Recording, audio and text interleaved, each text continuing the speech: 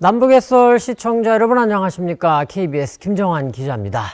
자, 남북의 썰 오늘은요 정세를 좀 다뤄보겠습니다. 최용환 국가안보전략연구원 책임연구위원과 함께 최근의 한반도 정세 쭉 좀 짚어드리겠습니다. 안녕하세요, 최 박사님. 예, 안녕하세요. 자, 뭐 최근의 정세 지금 별로 여전히 좋지 않습니다. 일단 북한의 움직임을 우리가 좀 보자면 이달 13일에 화성 18형을 발사를 했습니다. 그리고 지난주 한 일주일 전쯤엔 18일엔 김정은 위원장이 국가우주개발국이라는 곳을 직접 찾아서 군사정찰위성을 계획된 시일 안에 쏴라 이렇게 또 지시를 했습니다. 자, 지금 저희가 녹화를 하고 있는 오늘이 이제 25일입니다. 오늘까지는 아직 별다른 움직임이 없어 보이긴 하는데 아마 27일로 지금 예정된 한미 정상회담 이거를 북한도 보고 있는 게 아닌가 이런 생각도 듭니다. 자, 먼저 최근의 한반도 정세 우리 최 박사님 어떻게 보고 계신지요?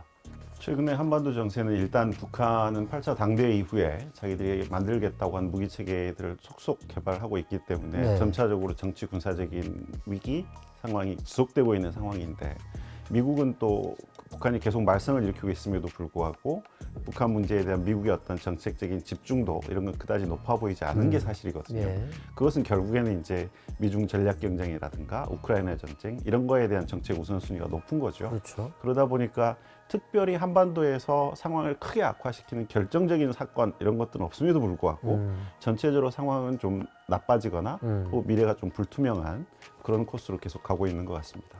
뭐 우리말 속담에 좀 최 박사님 말씀 듣다가 보니까 우리말 속담에 뭐 가랑비 아니면 뭐 이슬비에 옷 젖는다 이제 이런 말이 있거든요. 그러니까 이제 북한이 뭘 하나씩 쏠 때마다 뭐 아니면 뭘 보여줄 때마다 약간 우리는 이제 걱정도 되고 있는데 미국은 괜찮아 뭐 약간 이런 느낌도 있고 그러다가 우리 옷이 흠뻑 젖는 게 아니냐 이제 이런 좀 걱정이 드는 사실 건데 하나하나 굉장히 심각한 사안인데 그렇죠. 이게 네. 계속 반복되다 보니까 약간 심리적인 내성 이런 것도 좀 생긴 것 같고 음. 지나고 나서 보면 이렇게 위협의 수위가 굉장히 높아졌음에도 불구하고 우리가 뭘 하고 있지 이런 걱정이 제기되는 시점이기도 합니다. 그러니까 생각해보면은 80년대 90년대 좀 지나간 시대 얘기긴 합니다만 그 시대에 이런 거 터졌으면 엄청나게 시끄럽고 뭐 심지어는 이제 라면 사재기를 한다던가 뭐 이런 것도 있고 했었는데 글쎄요 지금은 좀 분위기가 너무 많이 바뀐 게 아니냐 이런 생각도 듭니다. 자, 최 박사님 사실 지금 녹화하는 시점이 25일이고 한미 정상회담은 27일입니다. 그래서 이틀 정도 차이가 나다 보니까 정상회담 말씀을 하시기가 좀 만만치는 않을 것 같긴 합니다만 그래도 안 여쭤볼 수 없는 게 있습니다. 이번 정상회담 우리한테 가장 중요하다고 생각하는 주제 대통령실도 뭐 그렇게 설명했고 결국은 우리 안보에 대한 거 아니겠습니까? 북한이 지금 계속 안보 위협을 높이고 있는데 그러다 보니까 우리 국내에서도 내부에서 국민 여론도 그렇고 이거 우리가 독자적인 핵무장 해야 되는 거 아니냐 이런 얘기들도 계속 나오고 있고 그래서 이번 한미 정상회담을 계기로 이 확장 억제 전력과 관련한 미국과 한국이 별도의 뭐 성명을 낼 거다 이런 얘기도 있습니다. 뭐 성명 내용은 나오는 걸 봐야겠습니다만 어떤 내용이 들어가야 우리는 그래도 조금이라도 안심이 될까? 어떤 게 있을까요? 사실 확장 억제나 해구산 관련해서 미국의 약속이 없었던 게 아니죠. 계속 지금까지 있었죠. 분명히 네. 있었기 때문에 근데 그럼에도 불구하고 그것에 대한 우리의 이제 충분한 신뢰가 부족하기 때문에 뭐 자체 핵무장 이야기 이런 것들이 나왔다고 생각을 합니다. 그렇게 생각하면 지금까지 미국이 했던 어떤 약속보다 더 진전된 약속 예컨대 미국이 나토와 하는 수준의 어떤 핵 공유라든가 네. 그런 좀 더 진전된 약속을 해준다든가 핵 공격을 받았을 때 확실히 핵으로 반격하겠다라는 서면 약속을 해준다든가 뭐 이런 과거의 약속보다 좀 더 신뢰할 수 있는 더 진전된 조치 등을 아마 한국은 바라고 있을 것이고 미국 입장에서도 한국으로부터 얻고 싶은 것이 분명히 있을 것이기 때문에 그 부분에 있어서는 아마 미국이 충분한 약속을 해줘야 되는 게 아닐까 그렇게 생각합니다. 근데 이제 과거에도 말씀하셨습니다만 사실 미국이 핵우산을 이제 한국한테 제공하겠다라고 말한 게 70년대 박정희 정권 때부터거든요. 그 이후에 기회 있을 때마다 한미 정상회담을 하면 해구산 얘기도 하고, 그리고 이제 몇 년 전부터는 확장 억제 이거를 더 계속 얘기를 하고 있는데, 근데 이제 이것도 계속 반복되다 보니까 미국이 계속 말만 하는 거 아니냐, 북한의 안보, 우리에 대한 안보 위협은 높아가는데, 이런 얘기들이 나오면서 뭔가 말로만이 아니라 흔히 말하는 립 서비스가 아니라 뭔가 구체적인 게 들어가야 된다, 이제 이런 얘기들도 있거든요. 그러니까 뭐 그 핵 운영과 관련해서 한국이 어떤 경로로 참여를 해서 한국의 의사를 밝힐 수 있고, 그게 미국이 어떻게 전달이 돼가지고 그게 뭐 실행이 돼야 된다, 이런 어떤 구체적인 경로 문제도 제기하는 분들도 있는데, 거기까지 갈 수 있을까요? 이미 작년 11월 달에 있었던 SCM, 한미 안보 협의회에서 그런 이야기들이 있었습니다. 그렇죠. 그러니까 한미 간에 정보를 공유하고 위기 시에 어떻게 협의를 하고 그리고 핵무기와 관련돼서는 공동 기획하고 공동 운용하고 네. 하는 문제에 대한 의제들이 이미 논의가 됐었기 때문에 그런 것과 관련된 구체적인 이야기를 아마 정상회담 발표문에 담기는 굉장히 어렵겠지만 충분히 그것과 관련된 한미의 논의가 있어야 될 것이고, 그중에 핵심은 미국의 이제 한국에 대한 약속, 결국엔 약속일 수밖에 없는 게 우리로서는 여전히 불만스러운 점이 있을 수도 있지만 좀 더 강한 확실한 약속, 이런 것들을 하려고 하겠죠. 그리고 이제 일부에서는 우리 최 박사님도 조금 전에 말씀하셨습니다만, 나토식의 그런 그 핵 공유 뭐 이것도 필요하다, 이렇게 얘기하는 분들도 계신데, 그 정도 가면 그래도 우리한테 조금 안심이 될 수 있을까요? 나토식의 핵 공유도 사실은 결국에는 그 핵무기에 대한 통제권은 미군이 행사하는 그렇죠. 것이고요. 네. 그리고 이제 무기 체계가 많이 발전이 돼 있어서 무기 체계가 한반도에 있느냐, 우리가 직접 통제할 수 없다면 그게 한반도에 있느냐, 괌에 있느냐, 혹은 미국 본토에 있느냐의 차이가 그렇게 크다란 어떤 군사적인 차이점을 낳지 않기 때문에 아마 미국은 그 점을 강조하려고 할 겁니다. 그리고 이제 한반도에 핵무기를 둔다 혹은 전진 배치한다라는 거는 미중 간의 갈등 측면에서 훨씬 더 심각하게 받아들일 수 있기 때문에 그거에 대한 고려가 분명히 있을 것이고요. 그러니까 우리는 북한의 위협을 억제하기 위한 핵무기를 굉장히 강하게 원하지만, 미국이 전진 배치하는 핵무기는 미중 갈등의 문제, 그렇죠. 혹은 미러 갈등의 문제로 비화될 수 있기 때문에 미국으로서는 좀 더 신중한 그런 입장이 지금까지 유지되고 있다고 봐야 됩니다. 뭐 사실 이제 정상회담 결과가 안 나온 상태이기 때문에 최 박사님도 조금 조심스럽게 지금 말씀을 해주고 계신데, 남북해설 시청자 여러분은 한미 정상회담 결과가 나오면 지금 최 박사님이 짚어주신 이런 부분을 좀 참고로 해서 보시면, 이번 한미 정상회담에서 과연 우리가 어느 정도 마음을 조금 놓을 수 있는 이런 미국의 그 확장 억제, 해구산, 이게 보장이 된 건지 이 판단을 좀 하실 수 있을 것 같습니다. 자, 그리고 이 한미 정상회담은 저희가 뭐 계속 지켜보면서 이제 다음에 우리 최 박사님 오시면 그때 또 짚어보기로 하고, 이번 한미 정상회담도 그렇지만 최근에 아까 쭉 이제 한반도 정세를 짚어주셨는데, 거기에다가 지금 공교롭게 대통령이 외신과 인터뷰를 한 게 이게 북한 문제만이 아니라 중국과 러시아까지도 지금 뭐 고민 아니겠습니다만 자극이 돼가지고 개입을 하고, 중국의 친강 외교부장이 직접 아주 격한, 굉장히 결례에 가까운, 외교 결례에 가까운 그런 발언도 쏟아냈고, 우리 외교부도 막 받아치기도 하고 좀 분위기가 묘해졌습니다. 자, 그리고 이제 러시아 같은 경우도 한국이 우크라이나 전쟁에 무기를 지원하면 우리는 북한에게 무기를 지원할 수 있다, 뭐 이런 식의 또 발언도 나오기도 했는데, 이거 어떻게 좀 봐야 할까요? 우크라이나 전쟁 문제라든가 중국의 양안 관계 문제, 이것은 우리의 직접적인 관심사라기보다는 한미 정상회담에서 논의하고 싶은 미국 측의 관심일 수도 그렇죠. 있습니다. 네. 그것에 대한 질문을 아마 받으셨을 거고 거기에 대한 대답을 하는 차원에서 아마 인터뷰가 그렇게 진행된 걸로 저는 추측을 하는데, 어찌됐든 미중 전략 경쟁이 점점 더 심화되고 있고, 우크라이나 전쟁도 진행이 되면서 결국엔 러시아와 미국 그리고 서방의 관계가 계속 나빠지고 있는 상황은 분명하지 않습니까? 네. 근데 이제 북한은 사실 이 상황을 적극적으로 이용하겠다라는 입장이에요. 그러겠죠. 2021년, 2022년 시정연설에서도 계속 김정은이 그와 비슷한 인식을 보여줬었거든요. 현재 국제관계 구도가 신냉전이고 다흑체제다.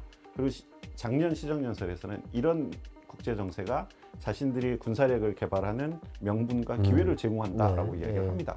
그러니까 적의 적은 나의 친구잖아요. 이게 미국과 중국 사이가 나쁘고 미국과 러시아 사이가 나쁘면 결국 중국하고 러시아와 북한의 사이를 개선시켜서 미국의 압력을 분산시키겠다라고 생각하는 거고요. 그게 뭐 아마 이른바 신냉전 구도 활용론이라고 할 수 있을 것 같은데 북한은 지금 적극적으로 그쪽으로 가고 있습니다. 그렇기 때문에 사실은 우리 입장에서는 이게 한반도의 신냉전 구도가 고착화되는 게 우리에게 유리한가에 대한 전략적인 고민이 깊어질 수밖에 없는 상황인 거죠. 박사님 보시기에는 어떻습니까? 신냉전 구도가 그렇게 고착이 되면 북한은 그냥 보기로는 굉장히 좋아할 것 같은데 그게 우리한테도 혹시 득이 되는 측면이 있을까요, 그러면? 사실 우리로서는 탈냉전 이후에 한국과 중국이 수교를 하고 한국과 러시아가 수교를 한 상태지 않습니까? 그리고 중국은 우리의 최고의 무역 파트너, 가장 큰 무역 파트너이고 러시아하고도 상당한 규모의 교역과 자원 거래들이 있습니다. 그렇다면 결국엔 그런데 북한은 또 반대로 미국이나 일본하고는 수교하지 못한 못했죠. 상태잖아요. 네. 그러니까 탈냉전 이후에 한국이 만들어 놓은 외교적인 자산 그리고 그간에 성장한 우리의 국력과 국제적인 위상 이런 것들을 어떻게 활용할 거에 대한 고민이 있어야 되겠죠. 사실 신냉전 구도가 고착화되기보다는 우리는 사실 신냉전 구도를 깨고 북한의 우방인 중국과 러시아의 관계를 우리가 어떻게 가져가느냐에 따라서는 사실은 북한의 대외 전략 전체를 붕괴시킬 수도 있고 그들이 그쪽으로 더 경사되도록 만들 수도 있는 그런 여지가 있다고 생각을 합니다.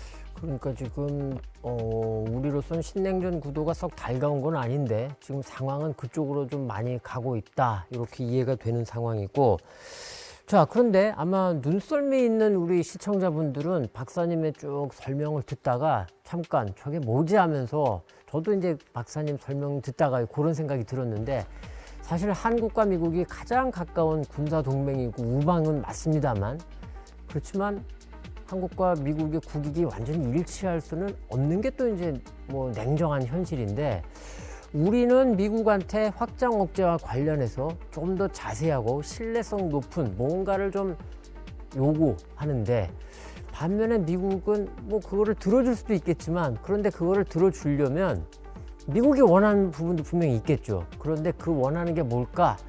잠깐 좀 전에 박사님 말씀 중에 우크라이나 전쟁과 이렇게 살짝 말씀을 해주실 때 그런 생각이 살짝 들었는데 미국은 혹시라도 우크라이나 전쟁에 한국이 뭐 지금 얼마 전에 좀 문제가 됐던 155mm 포탄이라던가 이런 군수물자 특히 살상무기를 조금 어떤 형식이건 지원해 달라 그러고 그걸 또 일종의 그 대가라고 할까요? 교환식으로 그러면 우리는 한국에 대한 확장 억제 이런 거는 우리가 조금 더 얘기해 주겠다. 이렇게 혹시 주고받기가 가능하지 않을까요? 한국이 가지고 있는 어떤 그 국익과 관련된 우선순위 그리고 관심이라는 것과 미국이 가진 관심이 조금 차이가 있는 것이고 그렇죠. 그 부분을 말씀하신 건데요.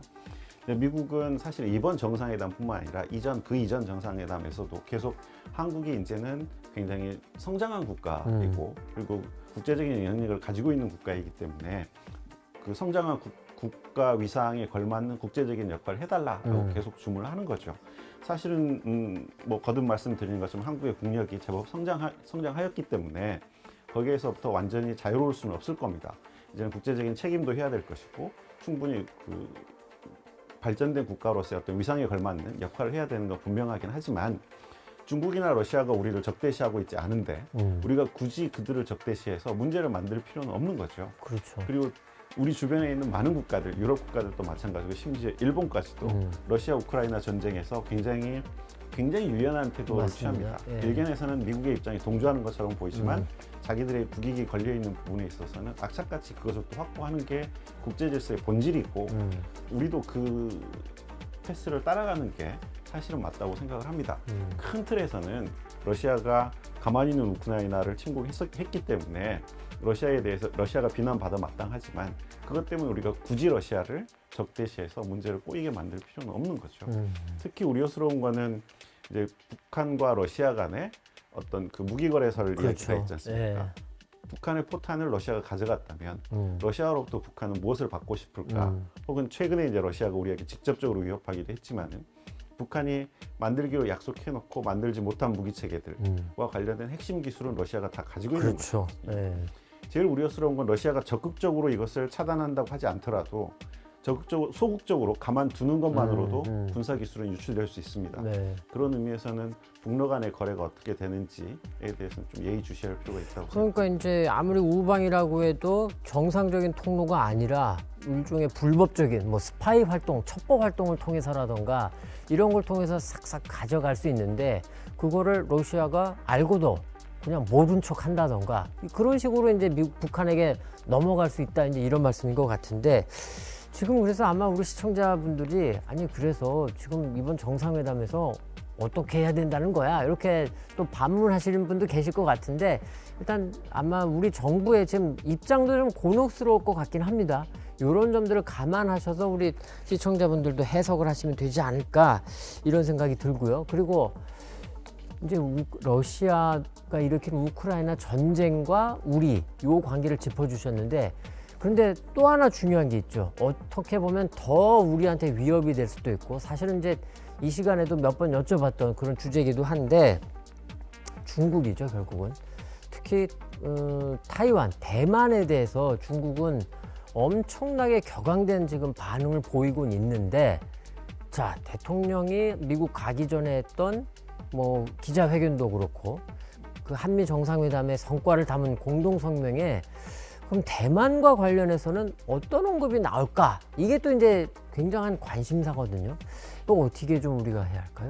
사실 대만 해협의 문제, 양안 관계의 문제는 중국이 이제 본인 자국의 핵심 이익 중에 핵심 이익이다라고 그렇죠. 강조하는 것이기 때문에 그 문제에 대해서 우리가 직접적으로 견해를 표명해서 중국과 한국의 관계를 악화시킬 필요는 없다고 생각을 합니다. 물론 이제 중국이 나중에 입장을 정해서 한국을 굉장히 세게 공격적으로 나온다든가 하면 우리도 어쩔 수 없이 대응을 그렇죠. 해야 되겠지만 네. 우리가 선제적으로 중국을 적대시하게 만들다든가 하는 거는 외교적으로 그렇게 그닥 바람직스러워 보이지는 않는 거죠. 결국에는 대만 해협에 혹은 그 남중국해와 동중국해의 평화와 안정을 원한다 정도라는 굉장히 중립적인 표현을 쓰는 것만으로도 사실은 저는 충분하지 않을까 개인적으로 그렇게 생각합니다. 문제는 이제 미국이 그 정도로 오케이 양해를 할 건지 아니면은 아니 이미 그 전 한미 정상회담에서 그 정도는 했잖아 이번에 좀 더 나가야 돼 이런 건지 그 결과를 또 지켜봐야겠다 이런 생각이 드는데 자 뭐 정상회담이 좀 남아있는 상황이어서 조금 곤혹스러운 질문이 되셨을 것 같긴 한데 요것도 안 여쭤볼 수가 없습니다.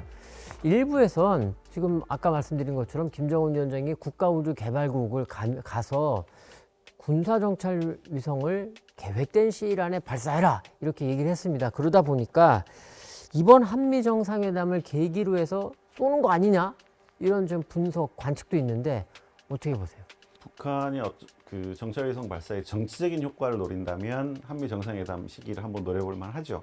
그런데 그 정찰위성 발사는 결국에는 액체 로켓을 사용할 것이기 때문에 그러겠죠. 예. 그 준비 기간이 필요하고 아마 내일 모레 정상회담이 있는 시기에 쏘려고 하면 지금쯤 움직이면 관찰이 돼야 이미 되는데 우리 위성이 포착이 됐어야겠죠. 그렇죠. 예. 지금 아직 그런 상황은 아닌 것 같고요. 오히려 그 5월 24일 날 있을 나로호인가요? 네. 누리호 3차 발사가 5월 24일 날 5월 예정돼 24일 있는데 한 달 뒤네요. 예. 명분 측면에서는 북한도 자기들이 위성 발사를 목표로 했었기 때문에 위성을 올리는 우리의 발사에 맞춰서 뭔가 해보려고 할 가능성은 있다고 생각합니다. 그러니까 지금 하는 것보다는 조금 한 달 정도 기다렸다가 우리 대한민국이 쏘면 아니 너네도 쏘는데 왜 우리는 못하냐 뭐 이런 식으로 나올 수 있다. 그러니까 결국에는 북한이 위성 발사를 할 때 쏘는 로켓 자체가 그 유엔 안보리 결의의 명백한 위반이거든요. 그렇죠. 그렇기 때문에 안보리 아마 다시 소집이 될 텐데 안보리에서 중국이나 러시아가 북한을 두둔해줄 명분이 필요하거든요. 그 명분 측면에서는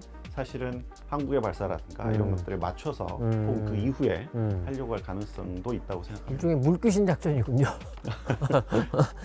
그러니까 최 박사님 보시기에는 이번 주 한미 정상회담을 계기로 하기보다는 조금 아직 뭐 구체적인 준비 상황도 파악이 안 되고 있고 오히려 명분 아무리 중국과 러시아가 북한을 두둔하려고 해도 뭔가 조금 그럴싸한 뭐 명분은 줘야 되니까 그렇게 생각하면 5월 24일 한국이 쏜 그 즈음이 북한으로서도 좀 더 낫다 이런 말씀인 것 같습니다.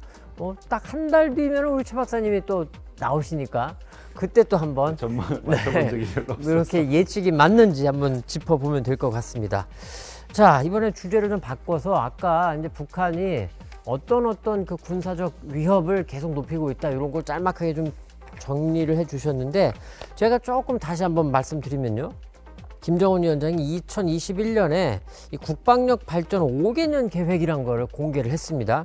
그러면서 전술 핵무기와 초대형 핵탄두 생산, 이건 이제 그 핵탄두, 다양한 핵탄두를 만들겠다 이런 거겠고요. 그리고 15,000km 되는 이 대륙간 탄도 미사일의 명중률을 높여라. 또 극초음속 미사일을 만들어라. 그 다음에 수중과 지상용 고체 연료 ICBM을 개발해라. 또 핵잠수함과 수중 핵 전략 무기를 만들어라. 그리고 좀 전에 말씀해 주신 군사 정찰 위성을 쏘겠다. 한 이렇게 한 6, 7가지 꽤 많은데 그런데 눈여겨볼 게 이런 게 있는 것 같습니다. 지금 초대형 핵탄두, 이건 이제 핵실험이 필요한 거겠고, 그리고 핵잠수함, 건조. 이 정도 빼고는 굉장히 2년 정도 지금 됐는데, 김정은 위원장이 그 말을 한 게 상당히 좀 빠른 속도로 진전을 이루고 있습니다. 물론 일부에서는 해일이라던가 이런 거 조금 좀 함량 미달 아니냐, 이런 뭐 분석도 하긴 합니다만, 어쨌거나 개발이라는 게 한번 가속도가 붙으면 빨리 갈 수밖에 없는 것 같은데 상당히 빠른 속도로 진행이 되고 있습니다. 우리로서는 안보 위협이 더 커진다 이렇게 체감이 되는데, 자, 그래서 제가 지금 드리고 싶은 질문은 이겁니다. 북한이 5년도 안 돼 가지고 이걸 다 완성을 한다면 미국이 지금은 뭐 그냥 약간 시큰둥한 이런 느낌인데, 북한이 이 주요 국방 과업 우리 다 완성했다 이렇게 선언을 하고 공개를 하고 그걸 보니까 무기가 만만치 않고, 이렇다면 미국도 어쩔 수 없이 저거 뭐냐 하면서 조금 더 심각하게 북한을 돌아볼까? 어떻습니까? 사실 북한의 핵 능력이 계속 증가해 왔고, 또 금방 말씀드린 여러 가지 무기 체계들이 굉장히 빠르게 개발되고 있기 때문에 미국 쪽에서 경각심이 높아져 가고 있는 건 분명한 사실입니다. 그런데 이제 미국의 입장에서 보면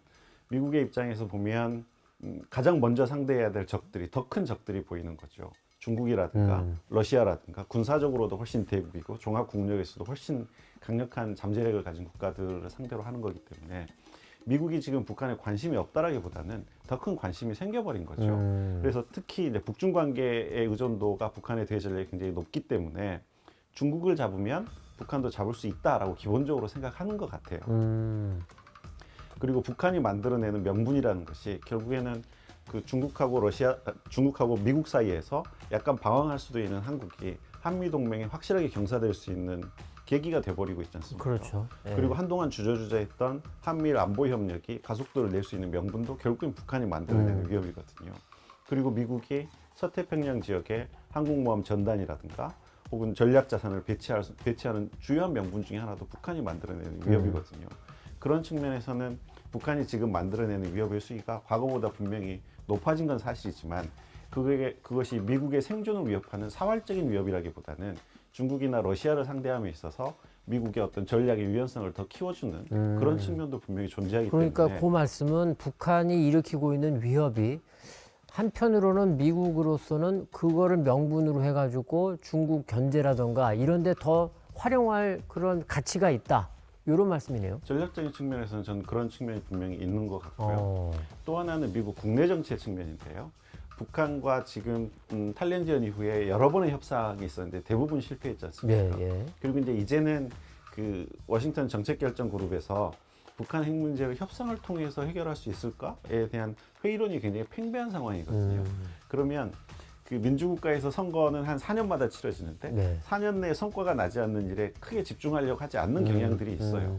그건 뭐 바람직스럽진 않지만 존재하는 현실입니다. 그게 현실이다. 그러다 보니까 정책 우선순위에서 계속 뒤로 밀리고 있는 측면이 또 존재한다고 생각합니다. 이게 사실은 이제 오래된 그 논쟁 아닌 논쟁인데, 자, 북한이 이제까지 핵도 만들고 대륙간 탄도미사일도 만든 가장 큰 이유는 물론 자신들의 뭐 안보를 지키겠다는 것도 있지만 한편으로는 미국과 협상을 위한 거 아니냐, 그리고 어느 정도는 그게 뭐 맞는 분석이기도 했는데, 근데 지금 박사님 말씀 들어보면 북한이 주요 국방 과업 이거를 6, 7가지를 완료를 해도 미국이 그렇게 조금 뭐 대화의 장으로 허겁지겁이라던가 나오려는 모습을 보이지 않는다면 북한은 그러면 어떤 선택을 하게 될까요?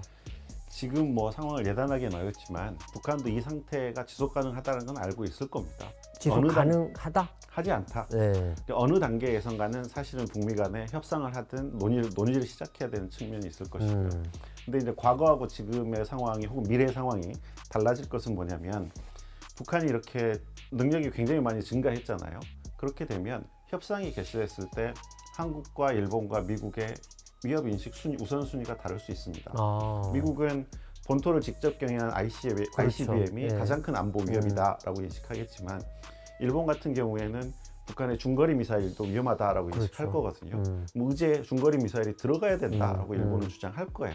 2018년, 19년 상황에서도 일본은 그렇게 이야기했습니다. 근데 우리 입장에서 보면 북한이 전술핵을 만들었기 때문에 단거리가 훨씬 위협적이고 생화학 무기가 위협적인 거잖아요. 그러면 한미일이 과연 하나된 목소리로 북한과 협상을 할 수 있겠냐.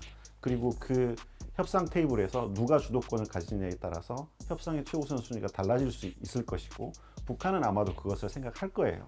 그렇게 보면 사실은 한반도 문제와 관련돼서 한국이 얼마나 발언권을 확보할 수 있느냐 혹은 전체 상황 의제를 끌고 나가는 데 있어서 우리가 얼마나 주도권을 가질 수 있느냐가 정말 안보와 관련된 우리의 국익을 지킬 수 있느냐를 좌우하는 변수가 될 겁니다. 지금 북한이 각종 군사적 위협 무기를 만들어도 사실 미국이 별로 그렇게 심각하게 생각하지 않는 이유 중에 하나가 뭐 북한이 뭐 대륙간 탄도미사일 갖고 위협을 해도 저거 쏴도 우리가 중간에 다 막아낼 수 있다. 이른바 미국 본토는 우리가 뭐 털끝 하나 건드리지 못하게 할 수 있다. 이런 좀 자신감이 있어 보이는 것 같아서인데 말씀 들어보니까 우리가 잘못하면 뭐 북미 대화를 한다고 해도 우리가 잘못하면 이거 낙동강 오리알 되는 거 아니냐 이런 걱정도 살짝 드는군요. 이렇게 되면 사실 뭐 최악의 시나리오라고 한다고 하면 북미 간의 핵 협상을 시작을 해서 ICBM을 위주로 한 대륙간 탄도미사일 체계를 폐기를 하는 대신에 미국은 적절한 수준의 제재를 완화를 하고 그러고 나면 이제 북핵 문제 해결에 대한 미국의 관심은 확 떨어지지 않겠습니까? 그렇게 되면 중거리 미사일 혹은 단거리 전술핵 미사일과 관련된 이야기들은 지지부진한 상태로 북한이 아마 지금까지 해오던 것처럼 머들링스로 해버리면 결국에는 그거는 이제 남북 간에 풀어야 될 문제가 돼버리는 상황이 되는 거죠. 그렇게 되면 부분 핵 폐기 상태에서 우리는 계속 핵 위협에 시달리는 그런 상황이 되지 않도록 지금부터 어떤 관리라든가 준비 같은 게 필요할 거라고 생각합니다. 뭐 그런 말씀, 그런 시나리오대로 된다고 하면 우리 국내에서 지금도 상당히 거센 독자적 핵 무장 이것도 더 힘을 얻을 수도 있고 뭐 이런 생각도 드네요. 뭐 요건 조금 먼 미래 일이니까 조금 더 지켜보긴 하겠는데 어쨌건 확실한 건 북한은 이 국방 과업 이거 완수를 위해서 뭐 가야 될 길 자기네들이 선언한 그 길을 가겠죠. 일단 북한으로서 최대 목표로 설정한다고 하면 파키스탄이나 인도처럼 핵무기를 가진 상태에서 그냥 그걸 기정사실화 해버리는 게 최대 목표겠죠. 그리고 최소 목표라고 한다고 그러면 금방 말씀드린 것처럼 일부 양보하더라도 사실은 그 대응 억제력을 유지한 상태에서 머들링스로 하는 게 아마 최소 목표일 겁니다. 아마 북한이 스스로 핵을 폐기하겠다 이런 생각은 아마 하지 않고 있을 거다라고 생각하는 게 정확할 것 같아요. 알겠습니다. 자, 남북관계 얘기도 좀 해보긴 해야겠는데 사실 기쁜 소식이 없어서 이거 어떻게 좀 다뤄야 되나 이런 고민도 있는데 이달 7일부터 지금 공동연락사무소와 군 통신선이 지금 끊어진 상태입니다. 뭐 북한은 여전히 반응이 없는데 이런 상황에서 개성공단을 지금 무단 가동하고 있는 거 아니냐 이런 정황이 계속 포착이 되고 있고 정부도 뭐 강력 대응하겠다. 근데 좀 현실적으로 강력하게 어떻게 대응할까 뭐 이런 궁금증도 있고 자 남북관계 지금 뭐 굉장히 정체돼 있고 되는 게 없는 상태인데 이거 어떻게 흘러갈까요? 일단 올 1월 1일 날 북한이 발표한 그 8기 6차 전원회의 보도문 내용을 보면 사실은 그 내용에서 북한은 이미 남한을 명백한 적이라고 규정을 해버렸습니다. 예. 그리고 작년 하반기부터 뭐 일부 김여정 발표를 제외하고 나면 대남 성명 발표의 주체들이 대부분 군 관련된 발표들이거든요. 그러니까 지금 북한은 남북 관계를 그 대적 관계로 규정을 하고 사실은 군사적인 차원에서 다루고 있다고 보는 게 맞을 것 같습니다. 그리고 우리 정부 역시도 지금 여기에서 우리가 약한 모습을 보이고 거기에 어떤 선 양보하는 모습을 보이는 것이 미래를 볼 때 바람직하지 않다라고 생각하고 강력하게 대응하고 있는 편이기 때문에 이 강대강 대결 구도는 아마 단기간에는 해결되기 어려울 것으로 생각합니다. 안타까운데 그게 현실이다 이런 말씀인 것 같고 뭐 북한 내부 사정도 조금 봐야 될 것 같습니다. 저희 회사에 이제 조선중앙TV가 들어오고 있는데 그 화면을 보고 있으면 뭐 마스크는 뭐 하고 있는 모습들이 있는데 그런데 또 이번 봄철에 보면 각종 전시회라던가 체육대회라던가 이런 외부 행사가 작년보다 훨씬 늘었다는 게 느껴집니다. 그리고 또 지난해만큼은 아니지만 여전히 봄 가뭄이 좀 있구나 이런 생각도 드는데 또 한편에서는 중앙통신, 조선중앙통신이나 노동신문 보도를 보면 탄원 형식을 통해서 청년 세대, 뭐 우리로 치면 이제 MZ 세대라고 하는 북한의 청년 세대를 조금 통제를 좀 강력하게 하려는 거 아니냐, 뭐 이런 느낌도 들고요.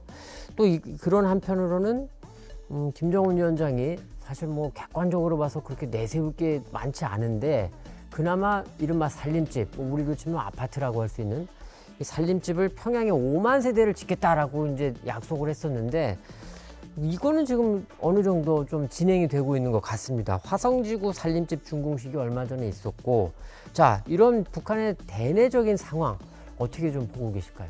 일단 지금이 농번기지 않습니까? 지금 농사를 어떻게 준비하고 시작하느냐에 따라서 가을의 수확량이 달라질 그렇죠. 거기 때문에 대체적으로는 지금 농업 생산력 제고를 위한 농업 부분에 굉장히 크게 관심을 가지고 있는 것 같아요. 북한의 식량 사정이 그 90년대 말의 대기근 때처럼 그렇게 심각하진 않지만 북한이 만성적인 식량 부족 국가다라는 건 그렇죠. 변함없는 사실이거든요. 그렇기 때문에 지금 식량 문제에 굉장히 첫 번째 관심을 가지고 있는 것 같고, 그 다음에 코로나 문제는 작년에 이제 그 봄에 그 수백만 명 단위의 북한 말로 유혈자들이 발생했다고 이야기하지 않았습니까? 아마 그때 전국적으로 아마 코로나가 확산이 한번 됐던 것 같고, 다행히 그때 확산됐던 코로나 변이가 아주 치명적이진 않았던 것 같아요. 그 이후에 굉장히 조심스럽지만 코로나와 관련된 어떤 통제도 조금씩 풀리는 것 같고요. 북중 국경이나 북로 국경 역시도 지금 개방을 하려고 본격적으로 준비를 하고 있는 모습입니다. 그리고 금방 말씀 주신 것처럼 김정은 위원장이 그 8차 당대회에서 구체적으로 수치를 찍어갖고 그렇죠. 이건 하겠다라고 한 대표적인 게 살림집 건설이었었거든요. 그리고 시멘트 분야 뭐 몇 톤 생산 이런 거였기 때문에 수치로 찍어서 제시한 부분에 있어서는 분명히 가시적인 성과를 내려고 할 것이고요. 그리고 특히 건설 부문은 경제를 전체적으로 붐업시키거나 혹은 가시적으로 눈에 보이는 부분이기 때문에 더군다나 평양이지 않습니까? 그래서 그 부분에 있어서는 반드시 성과를 내려고 할 거고 그건 성과가 날 수밖에 없는 부분이라고 생각을 합니다. 아까 말씀을 일부 하시긴 했지만 북한이 이런 상태로 근데 계속 쭉 가기는 어렵지 않을까요? 일단 북한 경제 자체가 어떤 자생적인 성장의 동력이라든가 이런 게 굉장히 취약한 상태이고요. 네. 그리고 무엇보다도 말씀드린 것처럼 북한의 취약점은 식량 부족 국가인데 기후변화에 굉장히 취약합니다. 아까 봄가뭄도 잠깐 말씀하셨지만 홍수가 들거나 혹은 가뭄이 들었을 때 날씨에 따라서 그렇죠. 생산량이 크게 출렁거리는 구조는 항상 불안할 수밖에 없는 것이고요. 그리고 사회 인프라가 취약하기 때문에 그 자연재해도 굉장히 취약합니다. 그래서 작년인가 재작년에 미국 정보위원회가 선정한 11개 세계에서 자연재해 가장 취약한 국가를 선정을 했는데 그 중에 하나로 북한을 선정하기도 했었거든요. 아직 최근 한 몇 년 동안에 북한이 커다란 자연재해를 겪지는 않았습니다. 그런데 재수가 나쁘면 90년대 중반에 이른바 고난의 행군이 발생하기 직전에 한 3년 연속 자연재해를 얻어맞았었거든요. 흉년이 크게 들었죠. 사실은 한반도 국토를 생각해 보면 북한에 그 정도의 큰 자연재해가 발생했는데 우리가 90년대에 그렇게 큰 자연재해를 겪었나 생각해보면 그렇지 않잖아요. 그거는 자연재해 충격 자체가 남북한의 차이가 있었다기보다는 자연재해를 견뎌내는 북한 사이의 내구력이 약했다고 보는 게 맞거든요. 그런 점에서는 북한의 불안 요인은 항상 있는 것이고, 그리고 북한 경제 자체가 이렇게 성장하기 위해서는 자원 배분을 해야 되는데 지금 북한은 자기 국력에 비해서 너무 많은 자원을 군사력에 투입하고 있는 편이에요. 결국에는 지금의 추세를 계속 유지한다고 하면 버틸 수는 있겠지만 더 나아질 수 없을 것이고 더 더 나빠질 가능성이 더 높은 그런 시스템을 가지고 가고 있다고 봐야죠.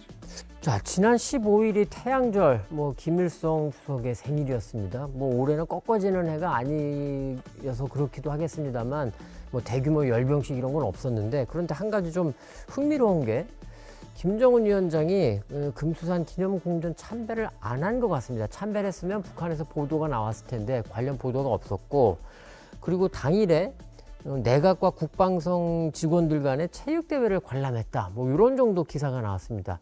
찾아보니까 2월 광명성절 김정일 위원장 생일 때도 참배했다는 보도가 없었는데 왜 안 갔을까요? 글쎄요, 이건 추측해 볼 수밖에 없는데요. 김정은 위원장 입장에 생각해 보면 아버지, 할아버지, 태양절 할아버지잖아요.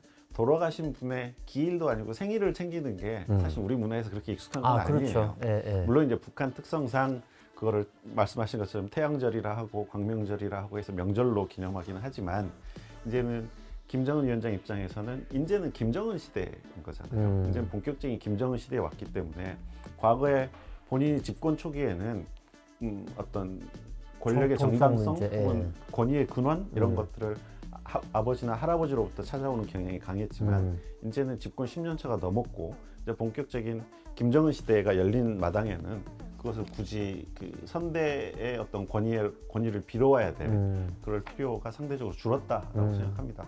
그런 의미에서 보면 본격적인 김정은 시대를 맞아서 김정은식의 어떤 정치 이런 것들이 좀 더 강화되는 그런 추세하고 맞물려 있는 변화가 아닐까.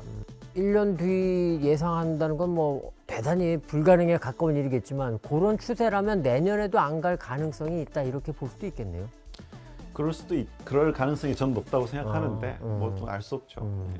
하나 더 질문을 드려야 되겠습니다. 사실 이제 지난 연말부터 김주의 딸이 나오면서 이런저런 얘기들이 있었고 그런 가운데도 우리 최 박사님은 조금 비교적 신중하게 그런 입장을 보여주셨는데 근데 지금 계속 나오고 있거든요. 아까 우주개발국에도 같이 갔었고 그 다음에 이번 체육 행사 거기도 같이 갔었고 자 그러다 보니까 일부 전문가들이 김주애는 아니야 라고 했던 분들이 김주애한테 세습하는 건 아니야 라고 봤던 분들이 하도 계속 꾸준히 나오니까 저거 진짜 김주애로 가는 거 아니야? 이렇게 또 보는 분들이 계시더라고요. 그럼 최 박사님 어떻게 보고 계실까요?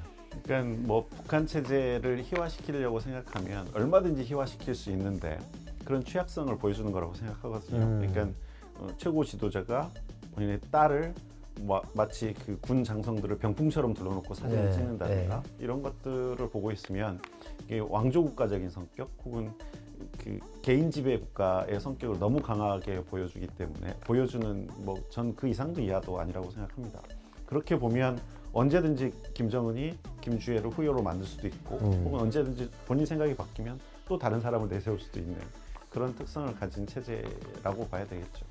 김주애가 아직 너무 어리기 때문에 그리고 북한 체제 자체가 그동안 굉장히 가부장적인 성격이 굉장히 강한 체제였었기 때문에 여성에게 권력을 넘겨준다라는 거에 대한 어떤 사전 판단이 분명히 필요할 겁니다.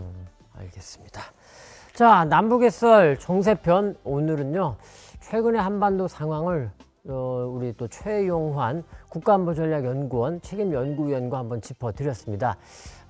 조금 아쉬운 게 이게 한미 정상회담 이전에 저희가 녹화를 조금 하다 보니까 한미 정상회담 결과까지는 좀 담지 못해서 조금 아쉽긴 합니다만 그렇지만 앞서 우리 최 박사님이 한미 정상회담에서 반드시 지켜봐야 될 몇 가지 포인트를 짚어주셨습니다. 정상회담 결과와 우리 최 박사님이 짚어주신 요 비교점 같이 조금 살펴놓고 보시면 한미 정상회담이 성과가 어땠는지 판단하실 수 있을 것 같습니다. 자, 오늘도 최 박사님 수고 많으셨습니다. 고맙습니다. 네, 감사합니다.